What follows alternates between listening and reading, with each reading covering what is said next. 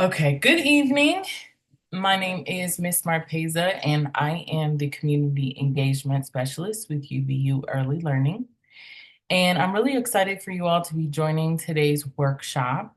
We host these workshops every other Tuesday, so twice a month here on Zoom for about an hour to discuss certain relevant topics that will help support families, community members, um, and any other advocates looking to help support early learning students and actually support families. So my background is I am a family advocate consultant here in the Denver metro area and work with UVU in terms of scheduling all of the field trips for the kids as well as the newsletter in addition to any other administration needs regarding community outreach. So I'm really excited today to be able to share some information today about nine intelligences. And basically, what I want to share about it really is to open up your exposure to other ways of identifying certain traits, character traits, giftings that the young people in your life have. And what I want to address one is that it's a theory. So it's definitely constructed by a Harvard professor who has just really taken reins in describe Howard Gardner is his name, just taken reins in breaking down these nine intelligences. And so, again, the reason for sharing this information really is to help as an option of giving you a framework on how to identify what your student may need and kind of support that they need, but definitely not to label them as a particular learner or to label them and give them just having a limited view on how you help support. This is just to be able to add to your toolbox and really do some trial and error to see if it can be helpful to you or not, to be honest with you. Again, before we get started on that, I will say the workshops that we do, the first one that we did was around the Vroom app. And that was also an opportunity to share about different tools and tips that you can use on a very practical level. So, what I'd like to do even is encourage you to find Vroom as well and potentially be able to give you some helpful insight in addition to learning about these nine intelligences. So again, this is out of Harvard University and Howard Gardner. His theory emphasizes that intelligence is not a fixed, one-dimensional element that can be tangibly measured.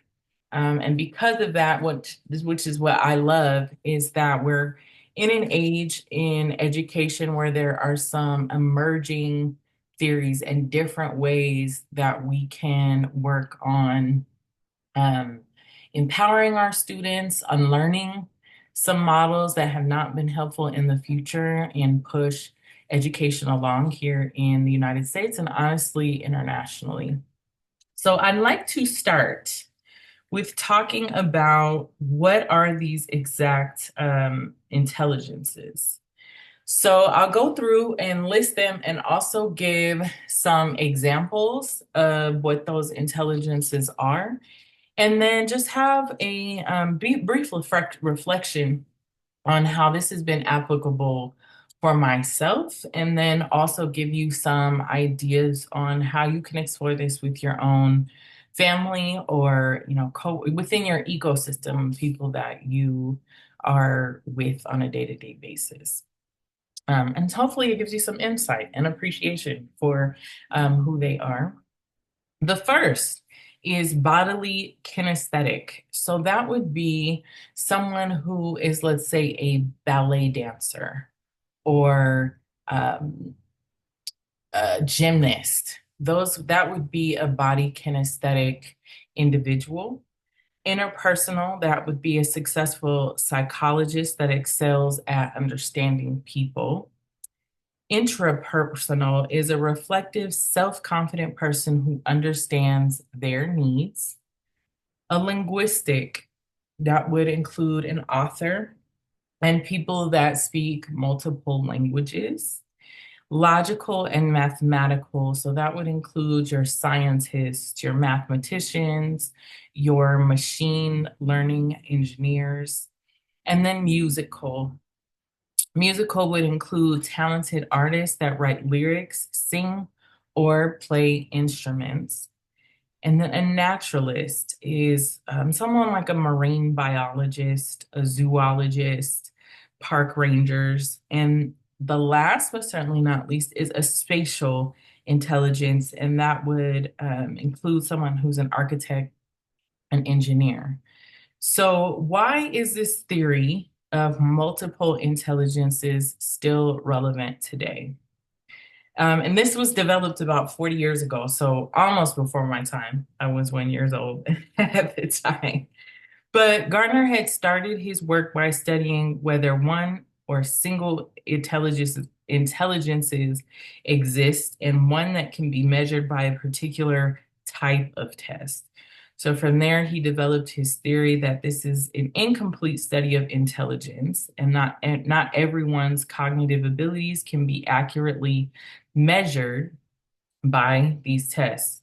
So, whether or not people subscribe to Gardner's theory, again, as I was saying, simply a theory and a potential tool that you can use, his critique does remain valid, and given how complicated humans are, holds some degree of truth.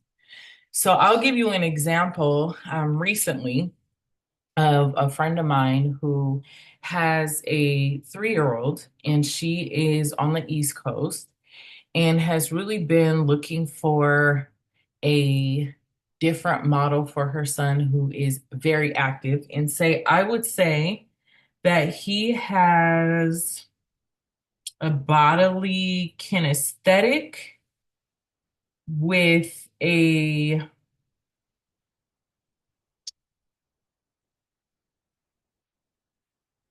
I think maybe like just a bodily kinesthetic and then also like a naturalist intelligence. And he's very active, and so it's very difficult for him to sit for a very long time, as well as very much so imaginative and has a strong appreciation for nature. And so I was able to also um, observe this on our trip this past summer. And as a result, we had a lot of discussions on, how can I support my son in getting him ready for school. And so by the end of the trip, and with me sharing about this model with UBU Early Learning, she really felt like she needed to do something that it would be unorthodox outside of what would be traditional education. So the first place that she went was a Montessori based preschool, and it was in an urban setting. However, it was not diverse and inclusive within the space, but her attention was that it the model had what she was looking for. So again, as parents, as people who support children, guardians, and as such, there is always a rubric on what's most important. So is it the education model? Is it how they're able to support their child? Is it, the amount of money that it costs? How is this going to even work logistically with people picking up, and what can their relationships be with their family? So as a parent or a guardian, those things are always in the back of our mind. So I just want to take you on this journey with my friend and her son. He was there for 2 weeks and found that he was not appreciated in the way that she was hoping, or that was even presented during the tour. And so what I encourage is, one, what she was really good at is understanding how her son is, then touring the facility, but then she did know that she was going to give it a window of time to see if it would work. She just wasn't expecting it to be 2 weeks. So as she sat down with the staff, they said that he is intimidating. And so this was definitely a lost opportunity because, of course, her son was not going to return. But intimidating could have been an opportunity for the staff, for these teachers, for the business model to say, hey, in theory, and on paper, we have a model that could support a child like this. But unfortunately, it was centered around what would work within their ecosystem versus taking the time to identify what type of intelligence this young man had and work on it. And what the great thing about being a parent is that you have no choice in figuring out what is appropriate for our children. And there is a lot of trial and error. And I will say the benefit of him being 3 years old is that she still has and still believed that she had time to find another place for her son. So fast forward, I talked to her yesterday, and her son, she went to go see a school because she also realizes that for boys, I would say that a good amount of boys do have that bodily kinesthetic um, intelligence in their behavior. And I'm definitely not going to assign genders and just say all boys. So I don't want to have you thinking that, but I do want to say that we are at a juncture where young boys, it is important for them to be able to be in an environment where that's encouraged and not labeled as intimidating. So she was able to find a naturalist school, and this school is they're outside the majority of the time. And when she went to visit, this time she took her son with her.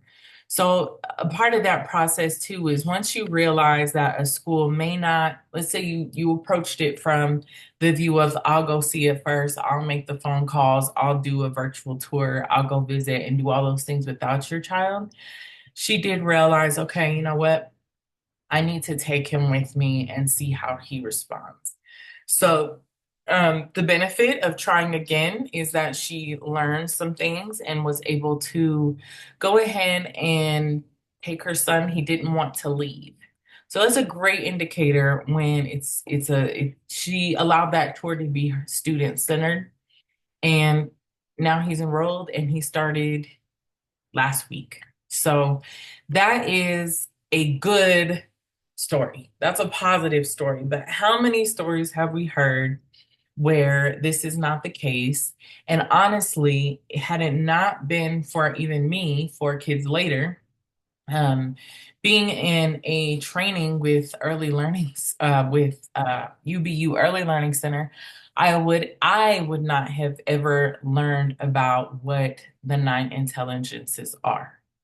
So for myself, I was reflecting on the type of children that I have, and I know that I have 2 reflective students. In fact, one, it's really hard to draw out conversation, but I know that there's a lot under the surface. And so finding different ways that I can encourage them to be able to express themselves, but also communicate back so that um, there's an understanding of what's going on with them, because sometimes it's really hard. But in addition to that, I have a bodily kinesthetic child that is always playing basketball. If they're not in school, they're playing basketball. It has always been like that. And I would not want to disrupt that. Even without understanding 9 intelligences, I understood that that was how he was wired. and didn't would not allow myself to say that is a challenge and obstacle that we need to go that route and try and use it as a punishment if he is not able to. It's just a part of his life, so that is not something that we ever give consequences against, is you can't play or anything like that. That would be like taking air um, from taking air away from him. So that I knew. And then for my youngest daughter, she is a naturalist. In fact, she will stay outside all day if you let her, or also would even in the snow, it does not matter. She just likes to have be in sand, and to when we went out of town, she loved to be on the beach and be able to just touch things and explore things. And even when she was a baby, I would take her to a farm and allow, like, just let her sit in the dirt, and she would like to eat the dirt, which they call as a pica. And just really like to be very one with nature. And those things are what I realized made those connections with this theory, is that when you understand the center of those intelligences, it's not okay for you to remove that. It would be like remove or trying to punish and limit. And once you understand that their North Star is that intelligence, um, don't remove the air for them.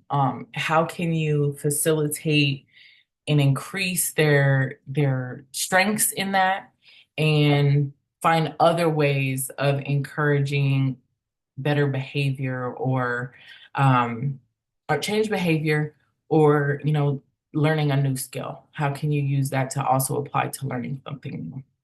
So I would like for you to think about for yourself what type of intelligence you are. And again, in exploring that, do you like to move your body? Are you somebody who likes to, you know, for me, I like to be in the gym and moving, my body? Or do you like, are you the person?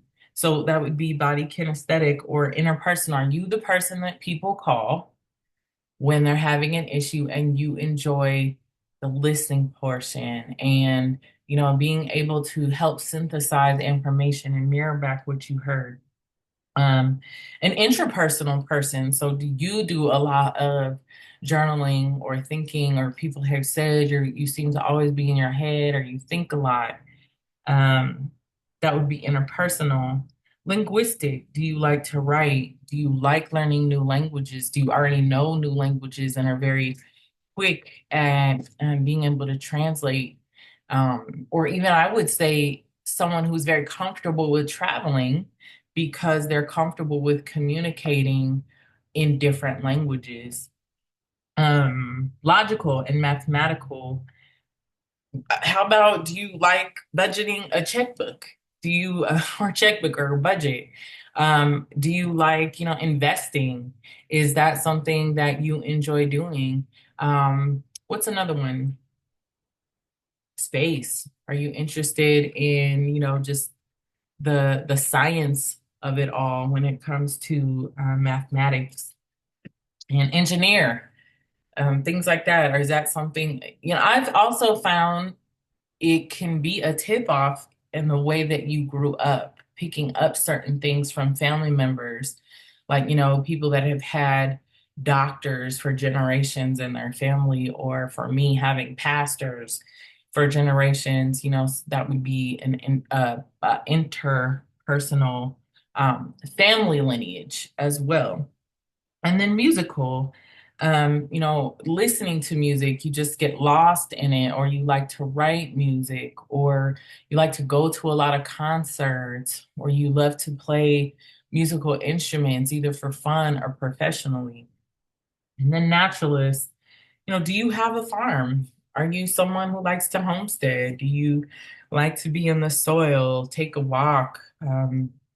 Any of those things is being a naturalist. And then spatial. I was actually thinking a lot about architecture, and I've been fascinated with architecture or again engineer. So that intersection with, being spatial as well, an engineer being spatial as well as mathematical. But specifically for spatial, I have just been maybe a little obsessed with architecture lately because I'm involved with the Horse Historical Preservation Commission with the City of Aurora. And we like to go around to the city and see what are significant landmarks or what landmarks we can initiate. And so we took the kids to the botanical gardens and that pavilion, that huge pavilion at the entrance. The architect who designed it is from Colorado, and his name is Victor Hornbein, and he has done countless buildings within the state, but also internationally, and went to East High School. And fun fact about that is that he was a terrible student. So, I mean, notably terrible enough for that to be within his history when you look him up. And so I say that to say what a great example of, not necessarily, especially during that time, because I think that was like the early, late 40s, I want to say.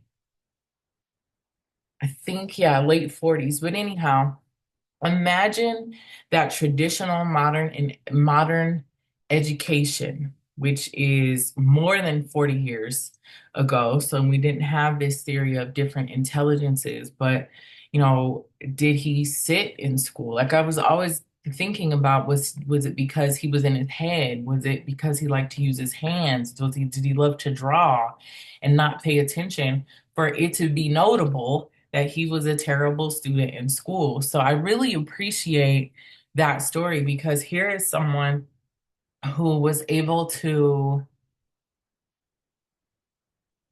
be this world-renowned architect, but have terrible grades. So imagine if he was dismissed in school because you know, nobody stuck with it and he didn't graduate, or he believed what people said, like he would not be the architect that he is right now. So I just was thinking about that in respect to how can we empower, especially those students that we think are so much of a challenge or there's no way to get through to them.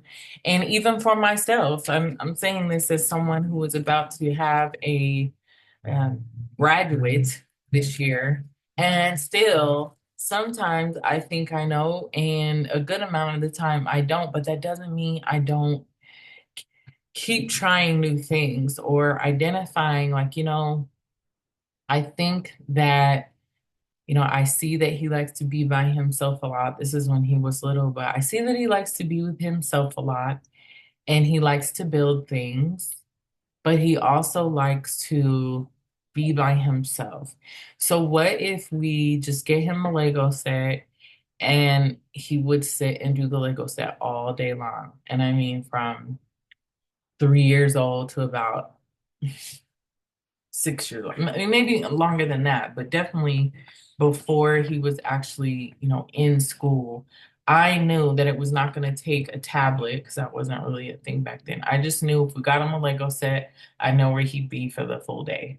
So, again, um, being interpersonal as well as spatial, I would say, or even just mathematical. Like I'm just always wanting to explore our children, or my children, and even the children that I'm around, that I help support within community.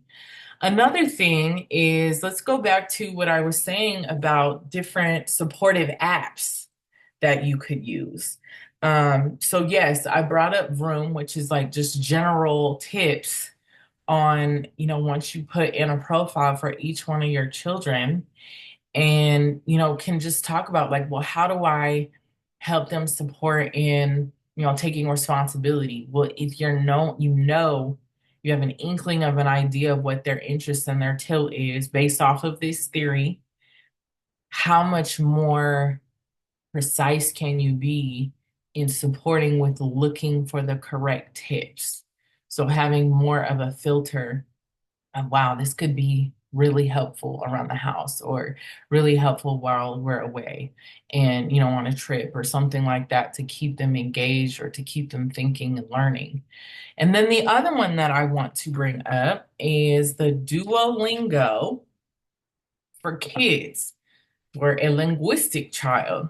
So, one thing that I've noticed in kids in the past is that if they hear another language, they have such an interest in learning it that they'll make up their own language. That's one way that you can identify if you have a child that is, has a linguistic tilt or, is in a family that is bilingual, multilingual. That's also a cue if, that's something that they pick up on easy and take ownership of translating. But I will say that Duolingo is a really good tool, the kids one, for learning different languages. You can choose the language and then it will get every stage they're able to go through, as well as it'll give you a report on your email what they learned, which is really cool because you can go back and say, okay, neat, I saw that you read this book. These are some of the phrases and sight words that you're using, and allows you to also learn so that you can help engage in that way. And then there's also another Duolingo, which is for phonics. And that's just going to be great because the English language, if you're able to go through learning the English language, I know it can be a challenge if it's your second language, but it also it's a really good interchangeable language to help with understanding Latin or a Greek base or, things like that to help with overall breaking down different language. What do they call that? Uh, I think it is linguistics, maybe, but I was thinking, Frank, no, huh? I don't know what I would call it other than linguistics, but even just narrowing down like the linguistics of how do you move your mouth and all of those things, like it could be very cool to figure out different ways to use those tools to be able to help support your child in that way. Um, so yeah, going back and thinking about your own, so that is for kids, an apps that you can use for kids.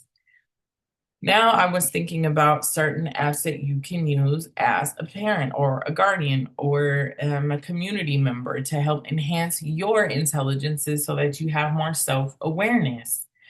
Calm is a really good tool for meditation for the person who has interpersonal or yeah, intrapersonal um intrapersonal. Yeah, intrapersonal. So if you're someone who's very self-reflective and you enjoy meditation and just grounding, great tool. For someone who's a body kinesthetic, perhaps the Nike app, where there's just so many different workouts on there, in order to move your body, anything from um, Pilates to running to weight training, and just the variety that comes with that. And then perhaps it is a good idea. Like I like to check out books with the Aurora Public Library, of where we do have field trips pretty consistently with our students at the Aurora Public Library. And they have an ebook app called Hoopla. And on Hoopla, you're able to go on, type the book that you're looking for, and borrow it for 21 days. And you can read through that. So all of these are free apps, and I'm definitely going to look for more, but those are examples that I can think of for someone who, likes to write or wants to be an author or loves to read. And in that respect, it has opened my eyes just in learning about this theory and thinking about through my day to day, throughout my conversation with my friend, to observing my own children, to reflecting on myself, how much more our world can open up and have more appreciation for what a person offers and brings to the table versus what we think is the stagecoach labeled model for a world that is ever evolving.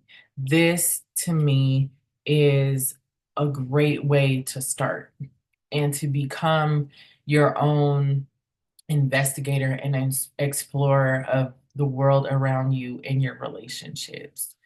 I really enjoyed this part of this workshop because it was very helpful for me these last couple of weeks to think about and reflect on these theories and how it can be applicable to my own life so that when I'm able to share these things with our community, that it makes sense, that it's super helpful for you to be able to say, hey, I can use that. Or, the next day or weeks from now, you'd be like, wait a minute, I heard about that. And it'd even be like a great happy hour discussion with a friend or anything like that.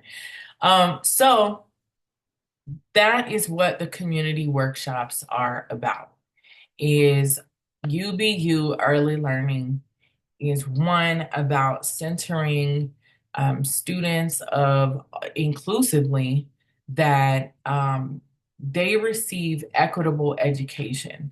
They receive education that is relevant, that they're receiving education that is forward thinking. And in that respect, when we're teaching preschool students, we are also teaching a community. And so my job is really to make sure that I am translating what we're doing in the classrooms in order to the community so that there's a heads up on how we can support our future as well as enhance our own growth. So thus far, we have done the room, which I have like nailed. I've just like pounded that into the ground talking about room.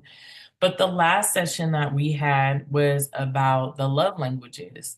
And what I really liked about that is, again, a theory on how people love. So layering that with intelligences, it's really cool to see how maybe your gift giving can kick it up a notch, or how, your quality time can be farming with someone who, is a naturalist. Or I'm thinking of so many ways that we can continue to build on these workshops, and I'm looking forward to our next session. I I'm thinking about it being around nutrition and how we can enhance just eating in a healthy way without it being expensive, but also being fun. And the reason I'm coming up with that one, since I want to wrap up, but the reason I'm coming up with that is because you are truly what you eat. And we are getting into a season where, all of a sudden again, our immune systems are important. When honestly, we should be building our immune systems day by day, every day. With that being said, in my own transitions in diet, I am also needing to be mindful that I have a growing children, and that their needs are different from a mom who is middle aged versus a teenager who plays basketball versus a toddler that is, in that picky stage. So, how in the world do we make eating fun but functional as well as healthy? And I'm excited about presenting that to everyone, which will be in in 2 weeks. That will be the 29th and we'll just delve into what that is going to look like. Now, and I'm never, ever, ever someone who's saying on this platform that I am the expert, but I am an observer. And I do try and take and extrapolate from what I'm seeing in, one, my experiences with UBU early learning and some of the discussions that we're having with our families as well as a staff, but also just what's relevant right now as a parent. And so, yeah, we're going to jump into nutrition and how we can be mindful of all of the things when it comes to eating. And we're no longer in an age where it's okay. It's okay to dismiss being a short order cook because there are more sensitivities to what kids are eating. One blanket does not fit all. They still need nutrition. How do we get past these differences? How can we find middle ground? And how can we also make sure that our needs are our needs and you're not always cooking chicken nuggets and they're not always eating kale salad? So trying to find that happy medium. Again, thank you so much for hanging on today. And just hopefully you were able to learn a few things about intelligences and have piqued your interest for the next week. Looking forward to it. And in the meantime, I hope that you are having a wonderful start to the fall.